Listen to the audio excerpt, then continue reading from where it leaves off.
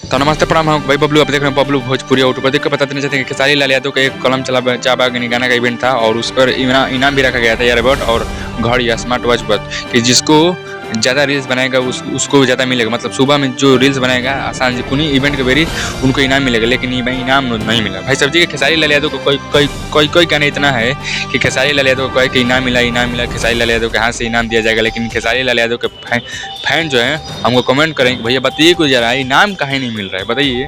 अभी आपके अन्नपूर्णा फिल्म से अखिलेश बाबा लिखे थे कि वॉच और एयरबड मिलेगा, लेकिन सुबह में लोग रील्स बनाए उस पर, लेकिन रील्स ज़्यादा नहीं बनाए, 6-7 रील्स 10,000 तक बना, लेकिन अभी तक उसको इनाम नहीं दिया गया खेसारी लाल यादव के हाथ से। कहीं ना कहीं ये गलत है, कहीं ना कहीं आप लोग को बता देना चाहिए कि भले कि उसका 2,000 है, सबसे ज़्यादा व्यू 5 लाख है, लेकिन आपको दे देना चाहिए। मिलियन में जगह तभी देगा।